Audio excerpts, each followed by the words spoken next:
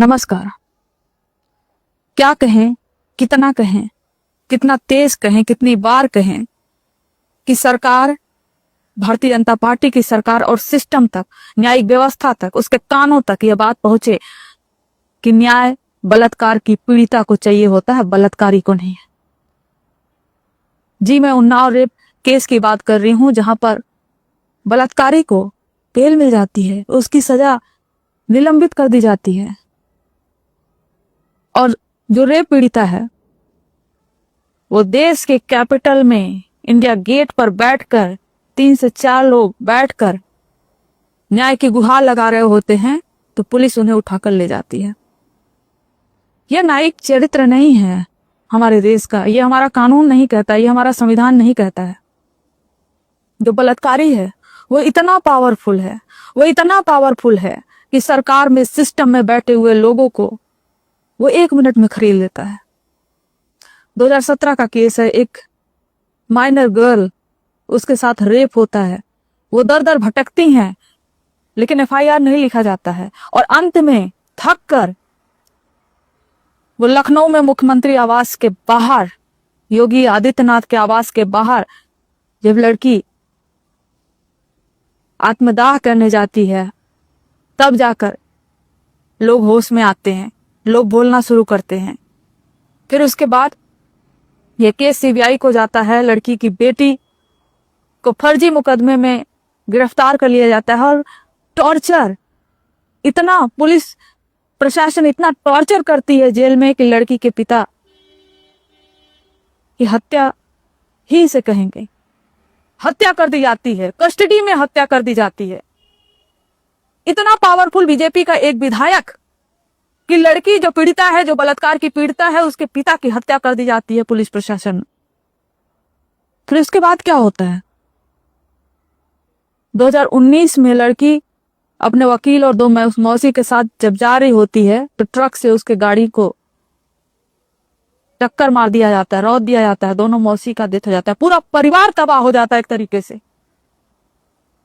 सिर्फ एक बलात्कारी विधायक को बचाने के लिए इस हद तक लोग जाते हैं, इस हद तक वो बलात्कारी विधायक जाता है, इतना पावरफुल होता है क्योंकि वो भारतीय जनता पार्टी से होता है, क्योंकि वो सिस्टम में उसके लोग बैठे हैं। लड़की के पिता की हत्या, लड़की की मौसी की हत्या, सीबीआई जब जांच करती है तो पता चलता है कि पुलिस कस्टडी में उसके पिता को मार मार कर हत्या कर दी गई। फिर 2019 में जब उसको आजीवन कारावास जो की सजा मिलती है बलात्कारी को, और फिर 2025 दिल्ली हाई कोर्ट उस बलात्कारी की सजा को खत्म कर देता है, निलंबित कर देता है, यह कहते हुए कि वो पब्लिक रिप्रेजेंटेटिव नहीं, पब्लिक रिप्रेजेंटेटिव नहीं, पॉक्सो केस में एफआईआर दर्ज हुआ है, आजीवन कारावास की सजा हुई है। पब्लिक, एक विधायक क्या पब्लिक रिप्रेजेंटेटिव नहीं होता है? एक विधायक को, एक बलात्कारी को, एक अपराधी को, एक मर्डरर को बचाने के लिए इस हद तक यह सरकार, यह सिस्टम, ये न्यायिक व्यवस्था, कानून व्यवस्था को, संवैधानिक संस्थाओं को ताक ताक पर रख दी है। और जब सजा निलंबित हो जाती है और वो बेटी दिल्ली में प्रोटेस्ट कर रही होती है, तो योगिता बयाना, एक जो सोशल एक्टिविस्ट हैं, जो दिन रात उस बच्ची के साथ हैं, उनको भी गिरफ्तार किया जाता है। 3 लोगों से जो शांतिपूर्वक प्रदर्शन कर रहे हैं, उससे कैसे खतरा हो सकता है इतनी बड़ी सरकार को? क्या एक विधायक को बचाने के लिए इस हद तक लोग जा सकते हैं?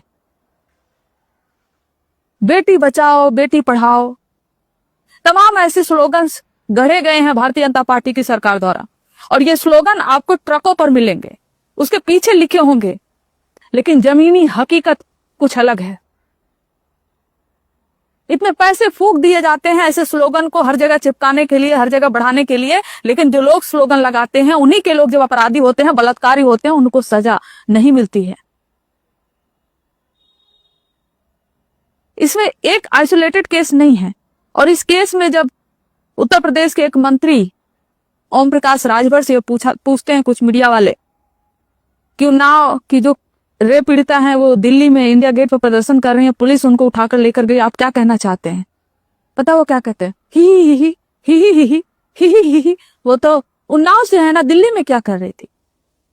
बेहद ही शर्मनाक, बेहद ही, उस हंसी को देखेंगे तो आपको गुस्सा आएगा, आपका कलेजा फट जाएगा कि ऐसे मंत्रियों के घर में बेटियां नहीं है क्या? बहू नहीं है क्या? इनकी मां नहीं है क्या? इनकी बीवी नहीं है क्या? ये एनडीए के सारे मंत्री एक के बाद एक बलात्कारियों के पक्ष में, अपराधियों के पक्ष में जिस तरह का बयान दे रहे हैं, बेहद ही फूहड़, शर्मनाक, आपत्तिजनक। जितनी निंदा आप उसकी करेंगे उतना कम है।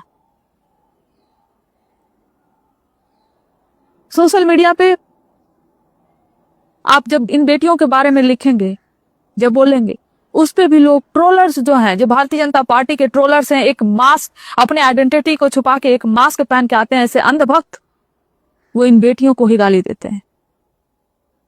और ये कोई आइसोलेटेड केस नहीं है। आपको याद होगा IIT-BHU में एक लड़की का केस, रेप केस आया था, जिसमें शामिल थे बीजेपी के 3 पदाधिकारी जो IT सेल के थे।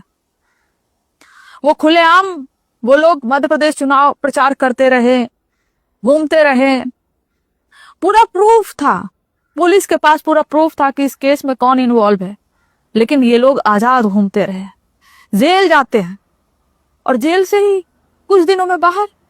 और जब बाहर निकलते हैं ये बलात्कारी, तो इनको माला पहनाकर, केक काटकर इनका स्वागत किया जाता है। ये बलात्कारी हैं।